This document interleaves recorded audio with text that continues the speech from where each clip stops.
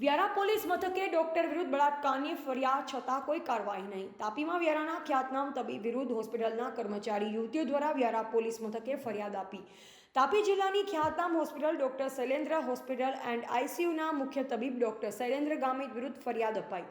હોસ્પિટલમાં ફરજ બજાવતી એક યુવતી સાથે વારંવાર શારીરિક સંબંધ બાળી બળાત્કાર ગુજાર્યો અને સોશિયલ મીડિયા થકી બીભત્સ વિડીયો અને મેસેજ કર્યાની ફરિયાદ. જ્યારે અન્ય યુવતીને બીભત્સ મેસેજ કરી છેડતી કરતા ફરિયાદ અપાઈ. બંને ફરિયાદી યુવતી દ્વારા 29 જૂનના રોજ વ્યારા પોલીસ મથકમાં ફરિયાદ આપતા હજુય ગુનો દાખલ નહીં કરવામાં આવતા ફરિયાદી યુવતીએ મીડિયા સમક્ષ આવી ખ્યાતનામ તબીબ વિરુદ્ધ બળાત્કાર અને છેડતીની ફરિયાદ આપવામાં આવતા તાપી જિલ્લા તબીબ આલમમાં ચકચાર.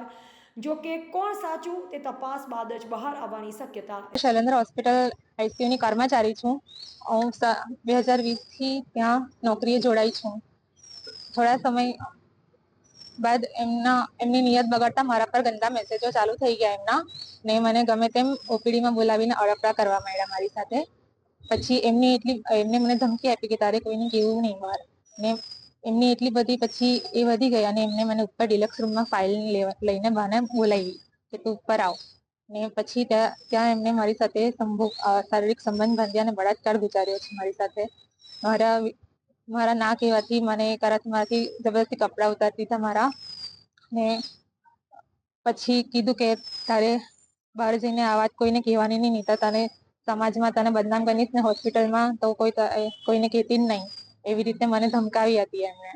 ત્યાર પછી મેં આ બધો એમનો ત્રાસ આટલા ટાઈમ સુધી સહન કર્યો છે અત્યાર સુધી. હવે હિંમત આવી છે ત્યારે મેં આ વાત માટે ઉઠાવું છું, કારણ કે એ કેટલા લોકો સાથે આવું કર્યું હશે. એમણે એમના કર્મચારી હોસ્પિટલના કે પછી કોઈને બી સાથે કર્યું હશે. હા, ફરિયાદ નોંધાવી છે આ બાબતે એસપી ઓફિસ ને પીઆઈ ઓફિસમાં 29 જૂને 2024. ત્યાંથી ગુનો દાખલ કરવામાં હજુ નથી આવ્યો. શું માંગ છે તમારી? ન્યાય જોઈએ છે મને. આવા ડોક્ટર નરાધમ જેવા ડોક્ટર સાથે આવું કરે છે એમના કર્મચારી સાથે, તે ખોટું કહેવાય. તેના માટે ન્યાય જોઈએ છે. શું નામ છે ડોક્ટરનું? ડોક્ટર શૈલેન્દ્ર ગામિત. કેટલી વાર કેટલા વર્ષથી હેરાન કરતા હતા? મને છેલ્લા 1-1.5 વર્ષથી હેરાન કરે છે. શું મેસેજ કરતા હતા? ગંદા મેસેજ કરતા હતા.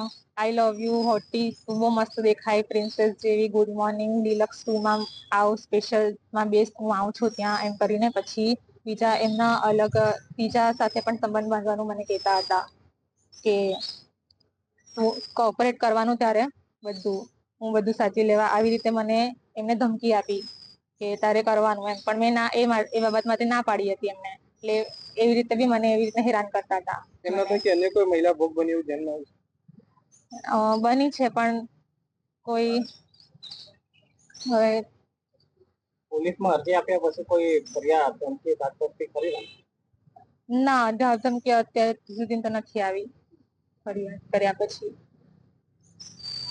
રિપોર્ટર મનીષ જ્ઞાનચંદાની, જિલ્લા બ્યુરો ચીફ, તાપી.